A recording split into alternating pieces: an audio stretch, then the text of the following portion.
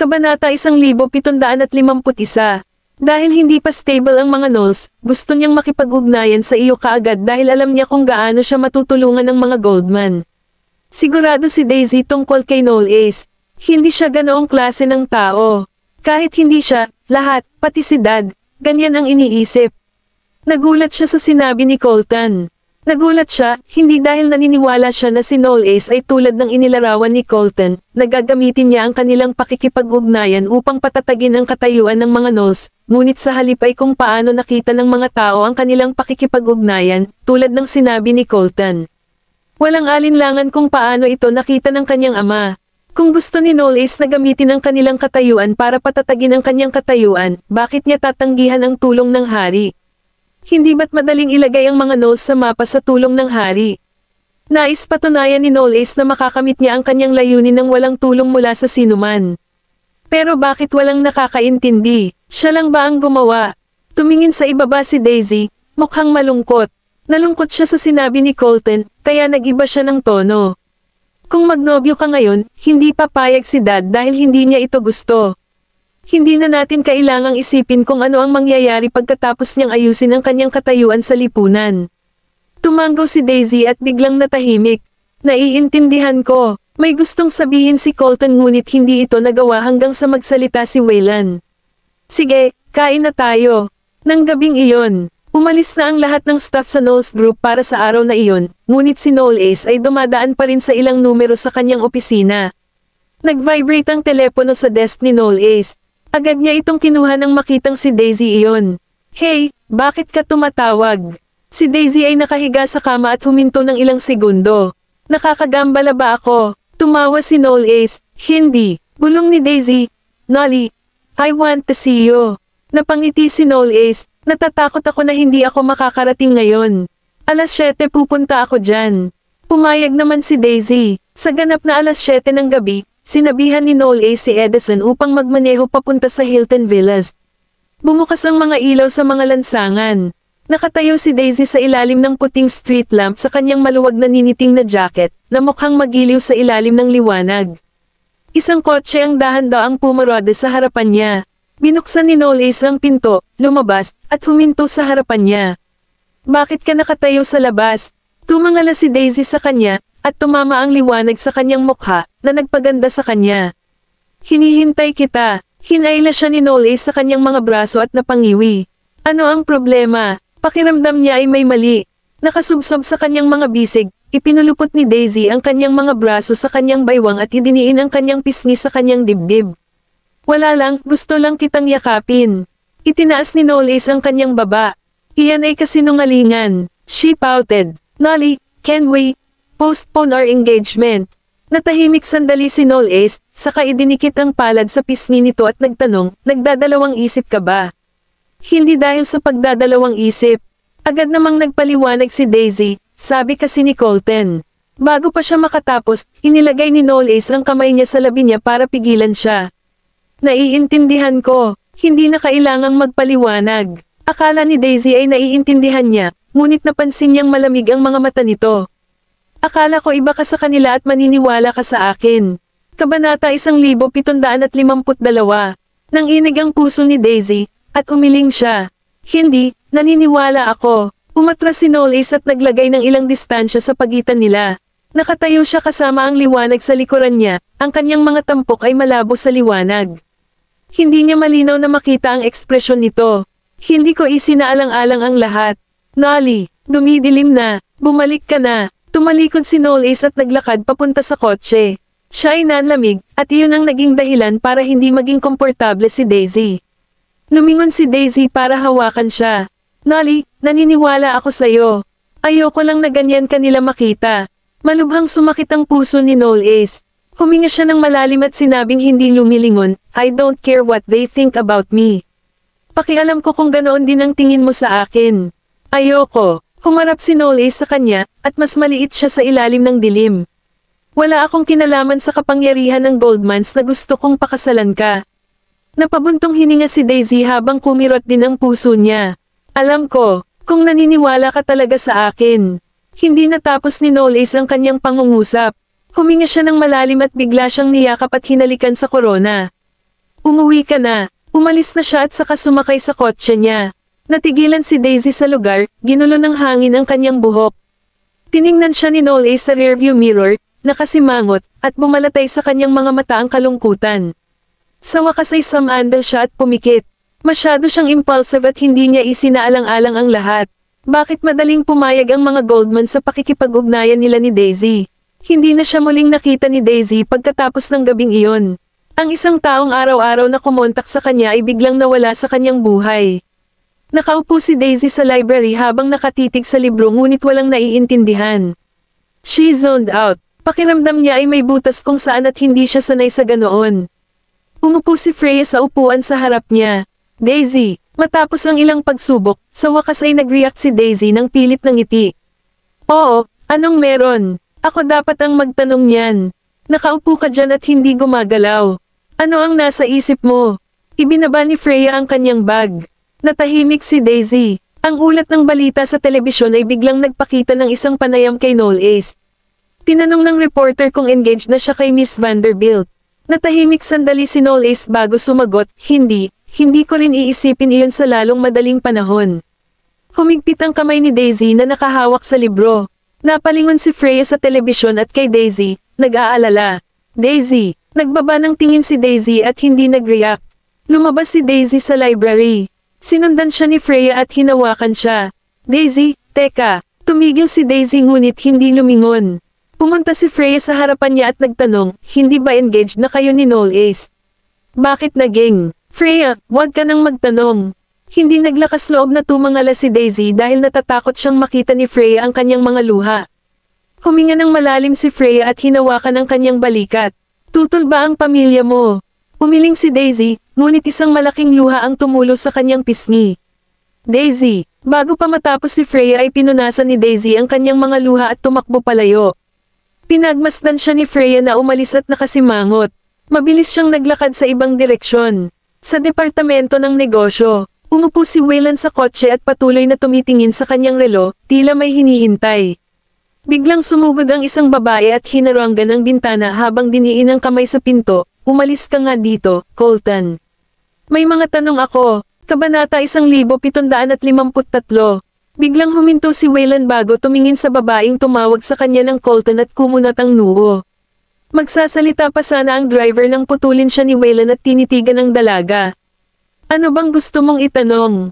Ang isang taong lubos na nakakakilala sa kanila ay makakapaghiwalay sa kanila, ngunit ang isang taong hindi malapit ay hindi magagawa iyon. Magkapareho sila ng mukha, ngunit madaling makilala ang kanilang mga personalidad at marka sa kanilang mga mukha. Magkapareho sila ng boses, ngunit kung may magpapansin, masasabi nilang mas malalim ang boses niya kaysa kay Colton. Hindi pa nakikilala ni Freya ang dalawa, kaya imposibleng magkahiwalay ang kanilang mga boses. Nasa sasakyan siya, at madilim, kaya mahirap paghiwalayin sila. Anong nangyari kina Daisy at Noel Ace? Napapikit si Wayland ngunit hindi sumagot. Nag-cross arms si Freya, huwag kang manahimik. Sigurado akong alam mo ang mga detalye. Nasasabi ko kung gaano kamahal ni Daisy si Noel Ace, kaya imposibleng hindi mo kaya, bilang kapatid. Ikakasal na sila. Alam mo ba ang sama ng loob ni Daisy ngayong nagbago ang isip ni Noel Ace tungkol doon? Napangiti si Wayland. So, naparito ka para sabihin sa akin yan. Huminto si Freya dahil napansin niyang iba si Colton ngayon, ngunit hindi niya ito masyadong inisip. Hindi ko lang maintindihan ang iniisip ninyong mga Goldman. Gusto mo ng tugma, ngunit hindi ba nababagay sina Noel Ace at Daisy sa mga kinakailangan? Bakit mo itinigil ang engagement nila? Ang tanging pinapahalagahan mo ay benepisyo, tulad ng mga taong may kapangyarihan. Kakampi ka ba ni Noel Ace? He's my cousin, so dapat walang issue kung kakampi ko siya. Ngumisi si Freya, nalulungkot ako para kay Daisy. Ang prinsesa sa pamilya ay hindi maaaring pakasalan ng isang taong mahal niya. Sumandal si Wayland at tumawa. Kapatid ka ni Ken Pruitt. Na-curious si Freya, nagbibiro ka ba? Alam iyon ni Colton. Hindi nagsalita si Wayland. Sa pagkakataong iyon, may boses na nagmula sa kanyang likuran. Freya Pruitt, anong ginagawa mo dito? Natigilan si Freya. Lumingon siya at nakita si Colton na naglalakad palapit sa kanya. Mukhang nabigla si Colton nang makita siyang nakatayo sa harap ng kotse ng kanyang kapatid. Anong ginagawa mo? Ikaw, nagulat si Freya. Tumingin siya sa taong nakaupo sa kotse, pagkatapos ay kay Colton. Campbell ba sila? Binuksan ni Waylon ang pinto, inayos ang coat niya, at lumabas.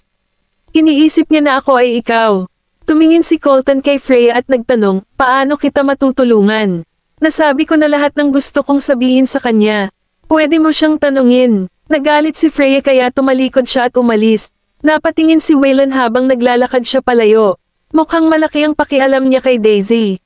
Huminto ang kontrol nang tumingin siya pabalik sa kanya. Siya nga, pero hindi natin alam kung ganoon pa rin ang mangyayari sa hinaharap. Nagbabago ang mga tao. Tumawa si Waylon at sumandal sa kanyang sasakyan. Nababaliw ka pa kay Lisa, ha? Sumuko na si Noel Ace sa engagement. Tumigil si Colton ng ilang segundo at tumangala. I guess he's logical. Ang problema, si Daisy. Nakaupo si Daisy sa garden at mukhang naiiyak na ang mga mata niya.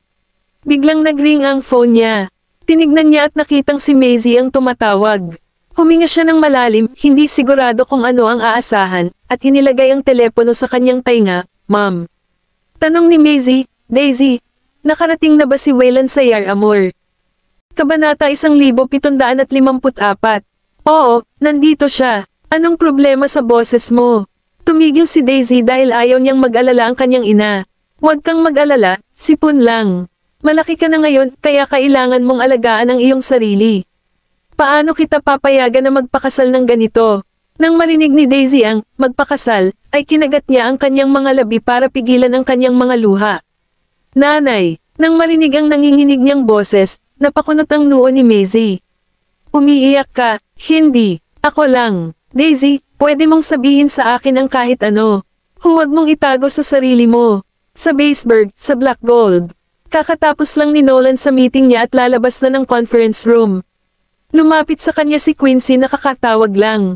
Sir, kanina ka pa hinihintay ni Mrs. Goldman sa office. Napahinto si Nolan na nakakunot ang noo. Bakit hindi mo sinabi sa akin kanina? Nakaramdam ng mali si Quincy. I didn't want to interrupt your meeting. Agad na bumalik si Nolan sa kanyang opisina, binuksan ang pinto, at nakita si Maisie na naghihintay sa harap ng bintana.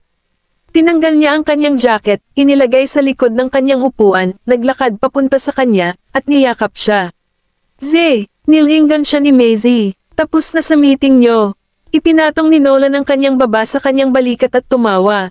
Hindi sinabi sa akin ni Quincy na naghihintay ka. I'm sorry for keeping you waiting. Ayos lang, 40 minutong paghihintay lang. Itinulak siya ni Maisie, lumakad papunta sa sopa para maupo, at nagsali ng isang tasa ng tsaa. Grabe ang pakiramdam ng anak mo sa ibang bansa at umiiyak. Huminga ng malalim si Nolan, who dares make my daughter feel terrible. May naalala siya, at bumaba ang mukha niya. Knowles, napangiti si Maisie. Hindi siya maglalakas loob. Kayong tatlo ang nagpapalungkot sa kanya. Tinakpan ni Nolan ang kanyang noo. Hindi ko kasalanan ang ginawa ng magkapatid. Nagtaas ng kilay si Maisie. Ang mga anak ay sumusunod sa yapak ng kanilang ama.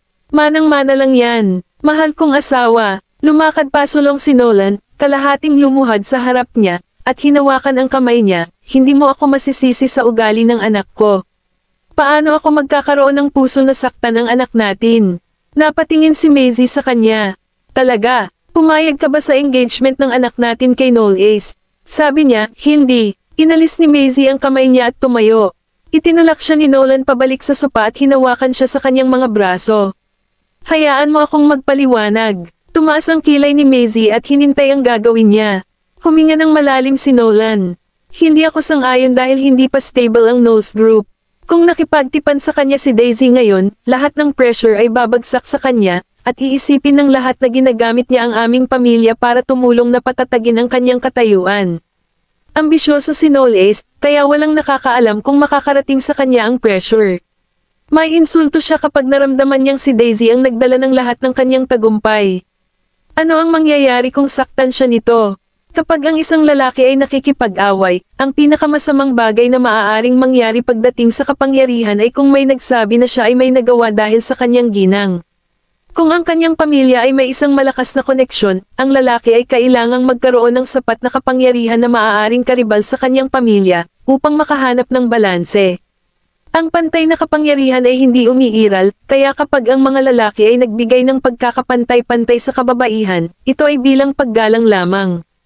Hindi lahat ng babae ay katulad ni Maisie, ngunit kung ang lalaki ay mas mahina kaysa sa babae, hindi siya maaaring manindigan sa kasal na iyon.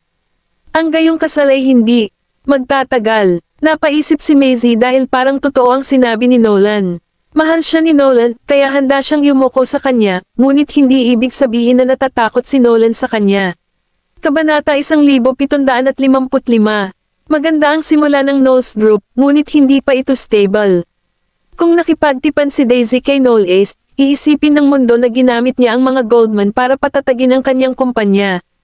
Umaasa si Maisie kay Knowles dahil nasa kanya ang kailangan. May naalala siya at nagtanong, sa tingin mo ba ganyan si Knowles? Mas mabuti nang maging ligtas kaysa magsisi. Niyakap siya ni Nolan at pinaupo sa kandanggan niya. Bata pa sila, lalo na si Knowles. Kahit si Yorick ay pinupuri ang kanyang mga kakayahan. Kung talagang mahal niya si Daisy, hindi ba mas gaganda pa kapag naabot na niya ang rurok? Ngumiti siya at kinurot ang baba niya. Siya ang apo ng hari, kaya hindi niya kailangan ng tulong natin. Obvious naman na piki lang ang Goldmans. Hinawakan ni Nolan ang kamay niya at tumawa. Goldman ka rin. Hindi ka makakapagsalita ng masama tungkol sa amin. Nabulunan si Maisie at hinayla ang kamay niya. Kausapin mo si Knowles. Narinig ko na si Miss Livingston mula sa Honiston ay nahulog kay Knowles sa unang tingin at hiniling kay King William na ayusin ang kanilang kasal. Hindi natin pwedeng ibigay na lang sa ibang babae ang lalaking mahal ng anak natin. Hinalikan siya ni Nolan. Oo, kahit anong sabihin mo mahal ko. Sa Yar Amor, sa mansion ng Knowles. Pumasok si Diana sa silid na may hawak na sabaw. Narinig niya ang pagubo ni Knowles at pumasok siya ngunit nakita niyang abala ito sa pagtatrabaho, kaya naglakad siya. Lumalamig na ngayon, kaya dapat magpahinga ka na ngayong nilalamig ka. Itinaas ni Knowles ang kanyang kamao at nagpatuloy sa pagubo. I'm sorry for making you worry. Okay lang ako. Masama ang pakiramdam ni Diana. Makakatulong ang tito mo sa pag-aalaga sa kumpanya mo. Nagtrabaho ka ng husto sa loob ng ilang taon. Hindi naman. Naisip niya na sulit ito. Nakita ni Diana ang larawan ni Daisy na inilagay niya sa tabi ng kanyang mesa at kinuha ito. Bihira lang makita na ang anak ko ay mahilig sa babae. Hindi ba masyadong bilib si Dad sa'yo? Hindi naman. She's tough pero parang hindi galit. Ayaw akong pakasalan ng papa mo. Napilitan siya. Hindi niya ako gaanong gusto, pero nagbago ito pagkatapos naming ikasal. Napangiti si Knowles, at least mahal na mahal ka niya ngayon. Ano naman sa'yo? Ibinaba niya ang larawan at tumingin kay Knowles. Gaano mo gusto si Daisy? Hindi sumagot si Knowles dahil walang kwenta ang pagsukat ng pagmamahal. Pinaalalahanan siya ni Diana na inumin ang kanyang gamot sa oras bago lumabas ng silid. Pinunasan ni Knowles ang tungkin ng kanyang ilong at tumingin sa kanyang telepono, na tumutunog. Ang numero sa screen ay mula kay Slakova. Mahuhulaan niya kung sino iyon. Nang gabing iyon, sa Hilton Villas, itinulak ni Daisy ang kanyang pagkain sa hapagkainan at hindi kumain ng marami nito. Si Waylon, na nakaupo sa tapat niya, ay tumangala at inabutan siya ng pagkain. Akala ko na mismo ang luto ko. Bakit hindi ka kumakain? Hindi ako nagugutom. Dahil ba kay Knowles, napahinto siya, saka pinagdikit ang mga labi. Napabuntong hininga si Waylon at hinimas ang ulo. Daisy, si Colton ay hindi laban kay Knowles nang sabihin niya ang mga bagay na iyon sa iyo. Masasabi naming pareho kung paano ka tinatrato ni Knowles, ngunit ang oras ng iyong pakikipag-ugnayan ay hindi perpekto. Napatingin si Daisy sa paligid. Naiintindihan ko. Gaya nga ng sabi mo, iisipin ng mundo na ang engagement natin ay nagmumula sa convenience at hindi sa pag-ibig.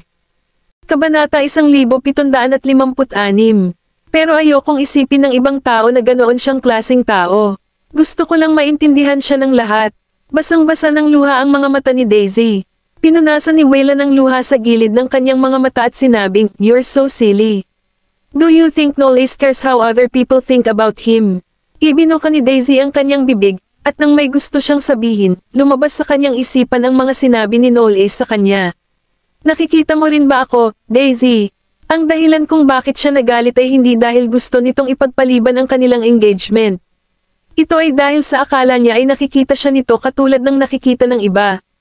Mahigpit na kinuyam ni Daisy ang tinidor sa kanyang kamay, at ngayon lang niya napagtanto na ang dahilan kung bakit nagalit si Noel Ace ay hindi niya naipaliwanag sa kanya kung ano talaga ang gusto niyang sabihin noong araw na iyon.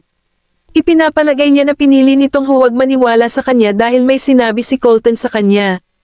Inangat ni Daisy ang kanyang ulo. Waylon, ako, dapat tapusin mo muna ang iyong pagkain. Sumingit si Waylon, pinutol siya. Pagkatapos mong kumain, bumalik ka na sa kwarto mo at magpahinga. Bukas na lang natin pag-usapan ang iba. Tumanggaw si Daisy. Kinabukasan, sa Knowles Group. Tumayo si Daisy sa harap ng pinto at nag-alinlangan ng matagal bago siya tuluyang nagpasya na pumasok sa loob. Pakiramdam niya ay kailangan niyang kausapin si Noel Ace at ipaliwanag sa kanya. Gayunpaman, sinabi sa kanya ng staff sa reception na hindi pumupunta si Noel Ace sa kumpanya kamakailan. Natigilan si Daisy at nagtanong, where has he been? Pilit nang umiti ang receptionist sa kanyang mukha at sumagot, I'm sorry. Hindi ko alam ang tungkol dyan. Paglabas ni Daisy sa Knowles Group, nasagasaan niya si Tristan na kabababa lang ng sasakyan niya. Tumakbo siya palapit sa kanya at sinabing, Tito Tristan. Natigilan si Tristan nang marinig ang boses nito at napalingon siya. Daisy, anong ginagawa mo dito? Bago pa siya makapagsalita, ngumiti siya at nagpatuloy. Nandito ka ba para hanapin si Noel Ace? Tumanggaw si Daisy. May sakit si Noel Ace, kaya ilang araw na siyang hindi pumupunta sa kumpanya.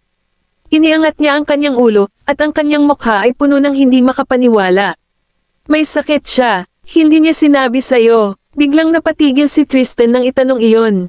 Dahil sa ugali ni Noel Ace, hindi niya sinasabi na hindi niya ito sasabihin kay Daisy kapag siya ay may sakit. Matapos ang ilang sandali ng katahimikan, nagtanong si Daisy, nakauwi na ba siya? Tumanggaw si Tristan. Samantala, sa mansion ng Knowles, narinig ni Noel Ace ang ilang kaguluhan at bumaba. Sinabi ni Peter, ito ang Livingston, sir. Gusto kanilang makita, pero hindi sila pinapasok ng mga gwardya. Alam nilang lahat ang tungkol sa mga nangyari sa Livingstons.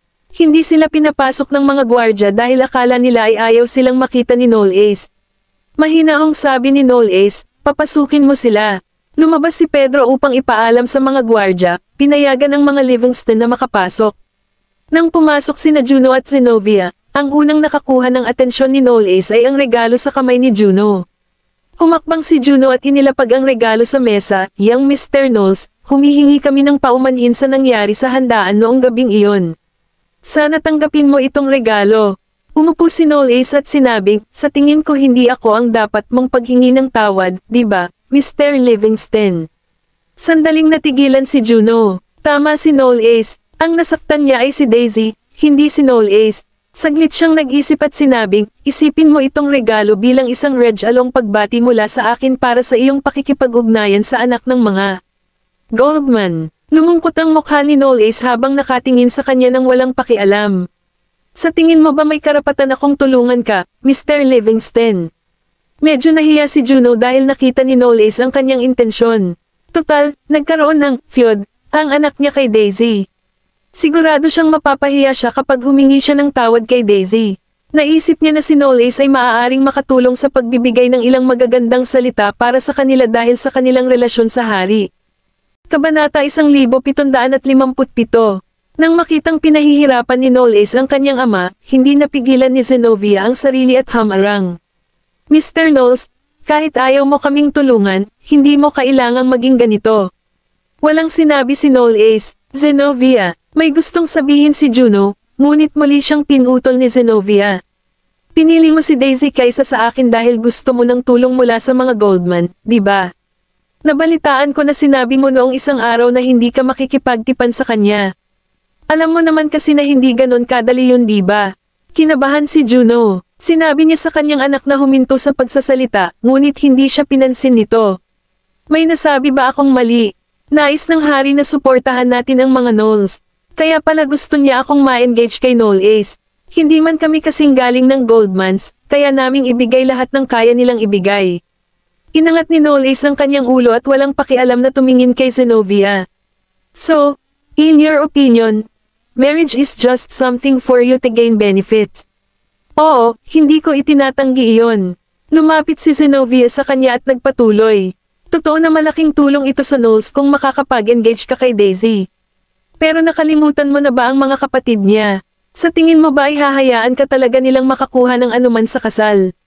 Kung pakakasalan ka niya, ibig sabihin kailangan niyang isuko ang lahat ng mayroon siya at tumira sa iyo sa Yar Amor. Ang mga Goldman ay nagmamahal sa kanya, kaya sa tingin mo ba ay hahayaan nila siyang pumunta rito? Ikaw naman, ikaw ang panganay na apo ng Knowles. I'm sure hindi mo isusuko lahat ng meron ka dito para lang makasama siya, di ba? Ako naman, bagamat ako lang ang nag-iisang supling sa Livingstons, hindi ako humihingi ng marami. Hindi ko kailangan mong iwanan ang iyong pagkakakilanlan o lahat ng mayroon ka rito. Maaari akong manatili dito sa Yar Amor para tulungan ka. At saka, ang pagpapakasal sa akin ay hindi kasing komplikado ng pagpapakasal kay Daisy, at hindi mo na kailangang mag-alala tungkol sa iba pang mga bagay. Tumawa si Knowles at sinabing, tama ka. Nagningning ang mga mata ni Zenobia, at yumuko siya para tingnan siya. Alam kong lahat ng lalaking nakikipagsapalaran sa mundo ng negosyo ay ambisyoso, at matutulungan kitang makamit ang lahat ng iyong mga pangarap. Nasa iyo na kung gusto mo o hindi natulungan kita, Mr. Knowles. Tumingin si Knowles sa kanya nang walang sinasabi. Ang kanyang mga mag-aaral ay may mapusyaw na kulay, at sila ay tila walang katapusang tulad ng kailaliman. Samantala, kara-rating lang ni Daisy. From her angle of sight, sobrang lapit ni Zenobia kay Knowles ngayon, at para silang, naghahalikan. Sir, tawag ni Peter. Napatingin si Knowles kay Peter, at natigilan siya nang makita si Daisy. Binaling ni Zenobia ang kanyang ulo, at isang matagumpay na ngiti ang lumitaw sa kanyang mga mata nang makita siya.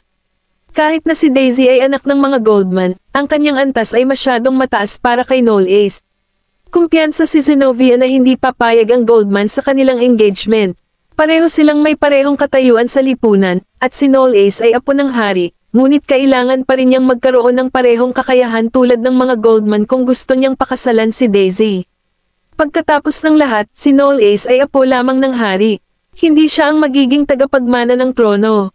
Maaaring matamasa niya ang parehong mga benepisyo gaya ng maharlikang pamilya, ngunit hindi siya kabilang sa maharlikang pamilya. Ang mga Knowles ay nahulog mula sa biyaya ilang taon na ang nakalilipas. Bagamat nakabangon na sila sa mga nakaraang taon, hindi sila sapat na malakas para aprubahan ng mga Goldman ang kanilang kasal. Habang iniisip ito ni Daisy, mas lalo siyang nakaramdam ng kirotsa.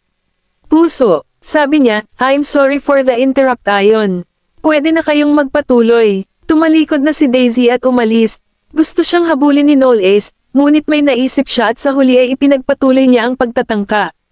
Kabanata 1758.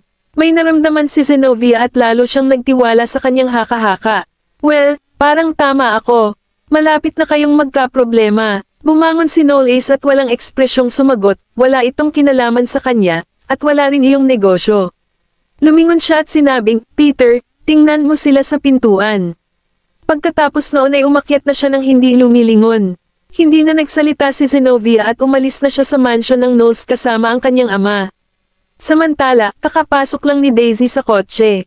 Bago pa ma-start ng driver ang makina, lumapit si Zenobia sa kotse at kumatok sa bintana. Ibinaba ni Daisy ang bintana ngunit walang sinabi. Sumandal si Zenobia sa bintana at sinabing may ngiti sa labi, Mr. Vanderbilt, can I have a minute with you? Tumingin sa kanya si Daisy at nagtanong, ano ang gusto mong sabihin? I apologize for my actions earlier on since I didn't know who you were, but I won't quit. Tumingin si Zenobia sa kanyang mga mata at nagpatuloy. Totoo na galing ka sa isang prestihiyosong pamilya, pero sa kasamaang palad, isa kang Goldman. Walang paraan na aprubahan ng Goldman ang iyong relasyon. Ito ay isang kahihiyan na ang iyong relasyon ay pupunta. Nawasak sa iyong mga kamay. Malakas ang pagtaas-baba ng dibdib ni Daisy habang nakakuyom ng mahigpit ang kanyang mga kamao. Huminga siya ng malalim at sinabing, so do you think he will choose you? Miss Livingston, mas matagal ko na siyang kilala kaysa sa inaakala mo. Asawa, tumawa si Zenobia, wala namang ibig sabihin. Kahit na lumaki kayong magkasama mula pagkabata, kailangan mo pa ring iyuko ang iyong ulo bago ang katotohanan. Si Knowles ang pinakakarismatikong lalaki na nakita ko. Ang kanyang kagandahan ay alam niya kung ano ang kailangan niya. Hindi niya kailanman iyuko ang kanyang ulo patungo sa Goldmans. Marami siyang problemang haharapin para pakasalan ka, pero wala siyang dapat ipag-alala kung papakasalan niya ako. May gustong sabihin si Daisy bilang kapalit, ngunit natigilan siya sa sumunod na sinabi ni Zenobia. I have the freedom to pick whatever I want, but as a Goldman, do you think you have the luxury of making your own decisions? Nang matauhan si Daisy ay wala na si Zenobia. Makalipas ang ilang araw, sa kolehiyo, nagkaroon ng callback para sa pagsusuri sa drama. Laming-galinga si Freya sa examination hall, ngunit hindi na niya mahanap si Daisy. Nang magtanong siya sa propesor, sinabi niya sa kanya na nag-leave of absence si Daisy. Nang matapos ang pagsusulit, binuhat ni Freya ang kanyang bag at lumabas ng examination hall. Pagkatapos, bumangga siya kay Wayland, na nakatayo sa harap ng isang kotse sa ilalim ng gusali. Sandaling natigilan si Freya, dahil sa katotohanang napagkamalan niya itong si Colton sa huling pagkakataon, hindi niya matukoy kung ang lalaking nasa harap niya ngayon ay si Colton o Wayland. Pagkatapos, lumapit si Wayland sa kanya at tinanong, may klase ka pa ba sa hapon? Nakilala ni Freya si Colton. Sigurado siyang hindi ito magtatanong sa kanya ng ganito, kaya tiwala siyang ang nakatayo sa kanyang harapan ay si Wayland. Kapatid ka ni Colton, makikilala mo na rin kami sa wakas. May nangyari ba? Binuksan ni Wayland ang pinto at sinabing, hindi ako pupunta sa iyo kung walang nangyari. Pumasok ka na sa kotse. Saglit na nag-alinlangan si Freya bago sumakay sa kotse. Tumingin siya sa labas sa bintana at napagtantong papunta sila sa Hilton Villas. Tanong niya, bakit hindi pa pumapasok si Daisy sa kolehiyo kamakailan? Umupo si Wayland na naka-cross legs. Siya ay mas mature at mas mahigpit kumpara kay Colton. Bagamat walang malasakit si Colton sa mga taong nakapaligid sa kanya, siya ay may matalas na dila at prangka. Hindi siya magpipigil kapag may pinapuna. Siya at madalas na nauuwi sa pananakit ng damdamin ng ibang tao. Gayunpaman, iba ang kanyang kapatid. Siya ay kalmado at nakolekta. Hindi ba obvious ang dahilan? Dahil ba kay Noel Ace? Kahit hindi sumagot si Wayland, alam ni Freya na dahil iyon kay Noel Ace. Huminto ang sasakyan sa looban. Sumunod si Freya sa likod niya papasok ng villa. Nang umakyat na sila, tinawag siya ni Wayland. Kabanata 1759. Lumingon si Freya para tingnan si Wayland, at sinabi niya, sana alam mo kung ano ang dapat at hindi dapat sabihin. Maliwanag na si Noel Ace ang dahilan kung bakit tumanggi si Daisy na pumasok sa kolehiyo, at inakala ni Freya na may nangyari sa pagitan nila. Tsaka siguro nagkulong si Daisy sa kwarto niya, nilunod niya ang sarili sa lungkot dahil sa nangyari sa pagitan nila ni Noel Ace. Kung mali ang sinabi ni Freya, lalo pang magpapalala sa sitwasyon. Humalaklak si Freya at nagtanong, so what do you expect me to say? Hilingin sa kanya na makipaghiwalay sa kanya, or tell her to go back to him. Matagal siyang tinignan ni Wayland bago sumagot, ano sa tingin mo? Hindi na siya nagsalita at umakyat na sa taas. Naglakad siya papunta sa kwarto ni Daisy at kumatok sa pinto. Umalangaw ang boses ni Daisy mula sa kanyang silid. Hindi nakalak ang pinto. Itinalak ni Freya ang pinto. Ang unang niyang nakita ay si Daisy na nakaupo sa kama habang nakayakap ang mga tuhod, at halatang malungkot siya ngayon. Nang makita ni Daisy si Freya, natigilan siya. Frey! Lumapit si Freya sa kanya at umupo sa kama. Hindi ka pa pumapasok sa kolehiyo lately, at ang kapatid mo. I mean, nag-aalala sa'yo ang panganay mong kapatid. As such, dinala niya ako dito para tingnan ka. Ibinaba ni Daisy ang kanyang ulo at hindi umimik. Tumingin sa kanya si Freya at nagtanong, Daisy, may nangyari ba? Bakit hindi mo sabihin sa akin ang tungkol dito? Ipinatong ni Daisy ang kanyang baba sa kanyang mga tuhod at umiling. Lagi mong sinasabi na kaibigan mo ako, pero ayaw mong ibahagi sa akin ang problema mo. Alam mo bang nasasaktan talaga ako? Sabi ni Freya. Inangat ni Daisy ang ulo niya at tumingin sa kanya. Pagkaraan ng ilang sandali ng katahimikan, sinabi niya, Freya, iniisip ba ng lahat na gusto ni Noel Ace na makipagtipan sa akin dahil pinilit siya ng aking mga magulang o sabik siyang makamit ang katanyagan at kapalaran? Natigilan si Freya. Isang mapait na ngiti ang pinakawalan ni Daisy at nagpatuloy. Siguro tama si Zenobia. Kaya niyang gumawa ng sarili niyang desisyon sa kanyang pamilya. Hindi na kailangang harapin ni Noel Ace ang napakaraming problema kung pakakasalan niya ito. Pero iba ako. Mayroong maraming mga bagay na hindi ko mapagpasyahan para sa aking sarili. Alam kong mahal na mahal ako ng mga magulang at kapatid ko. Gusto lang nila akong protektahan. May kanya-kanya silang dahilan para gawin iyon, at naniniwala ako na hinding-hindi nila ako pipilitin na gawin ang anumang bagay na hindi ko gustong gawin. Ayoko lang na ganyan sila makatingin kay Noel Ace. Palagi akong naniniwala sa kanya, ngunit hindi ko alam kung ano ang gagawin. Niyakap ni Freya si Daisy at marahang tinapik ang likod nito. May tiwala ka ba sa kanya, Daisy? Of course, Aido. Kung may tiwala ka sa kanya, wala kang pakialam sa sinabi ni Zenobia. Ipinatong ni Freya ang kanyang kamay sa kanyang balikat at tiningnan siya sa mga mata. Kahit na itigil mo ang pakikipag-ugnayan ngayon, hindi ito nangangahulugan na hindi ka na makikipag-ugnayan sa hinaharap. Sigurado akong si Noel Ace ay may sariling pangangatwiran para sa pagpapawalang bisa sa pakikipag-ugnayan, ngunit hindi ito ang dapat na salik na makakaapekto sa inyong relasyon. Natahimik si Daisy at hindi umimik ng ilang sandali. May kumatok sa pinto, at pumunta si Freya para buksan ang pinto. Nakatayo si Waylon sa harap ng pinto. Tumingin siya kay Daisy at nagtanong, "How did it go?" Tumabi si Freya at nagtanong, "Hindi ba mas mabuting direktang dalhin si Noel Ace dito at lutisin ang problema?"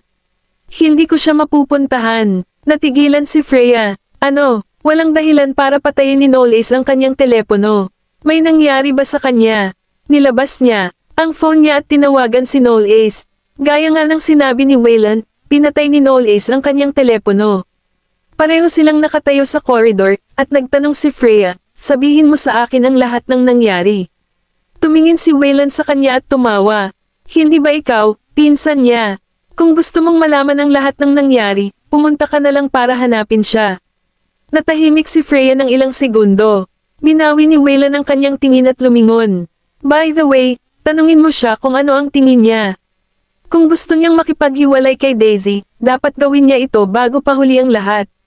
Kabanata 1760. Tanong ni Freya, "Akala ko ba gusto mo akong maging tagapamagitan sa kanila?" Huminto si Waylon sa kanyang kinatatayuan at sinabing hindi lumilingon.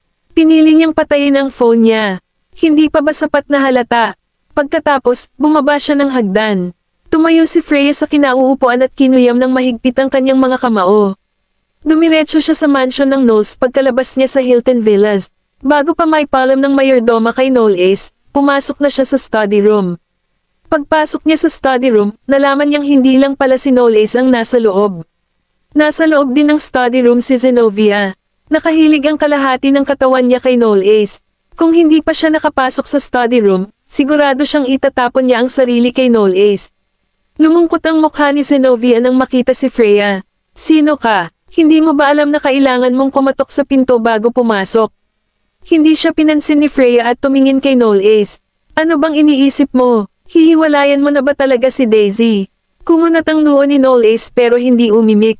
Lumingon si Zenobia para harapin si Freya at sinabing, "Ha? Bakit hindi mo itanong kung ano ang iniisip ng mga Goldman?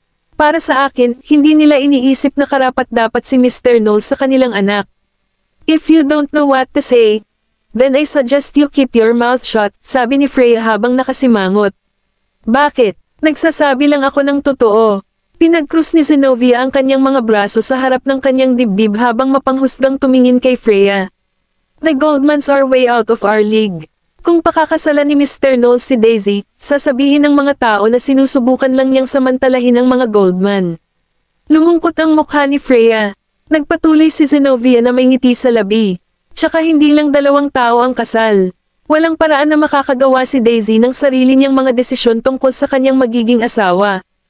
I guess you should ask her to stop pestering Mr. Knowles. Ito rin ba ang iniisip mo?" Napatingin si Freya kay Noel Ace, na kanina patahimik. Kung sinabi niyang oo, ibig sabihin ay mali siya tungkol sa kanya. Hindi niya deserve ang pagmamahal ni Daisy.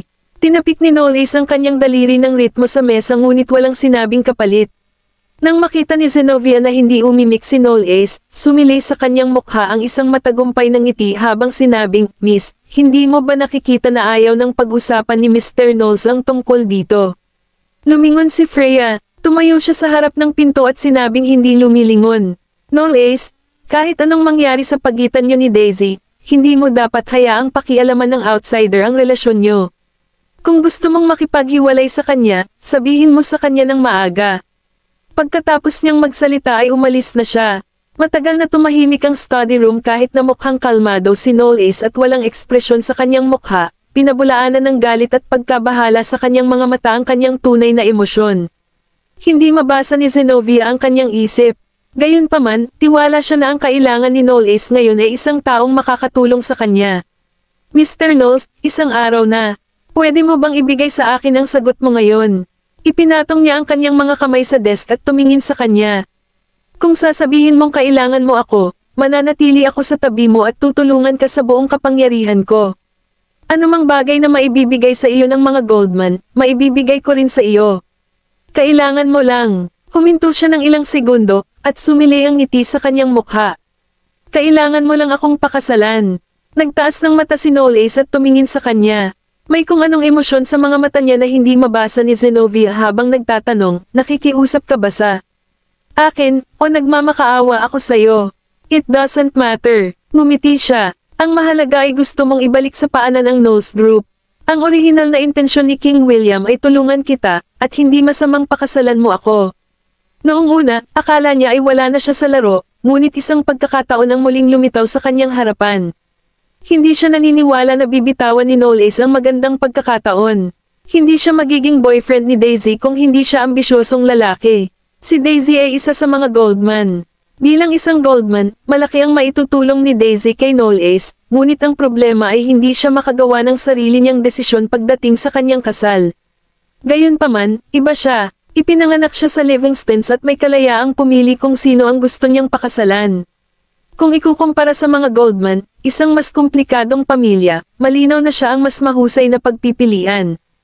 Ang kasal ay walang iba kundi isang pakikitungo. Wala siyang pakialam kung hindi siya mahal ni Knowles. Tiwala siya na mapapainit niya ang malamig na puso ni Knowles kung bibigyan siya ng sapat na oras. Hindi man niya ito mahal ngayon, mamahalin niya ito sa hinaharap.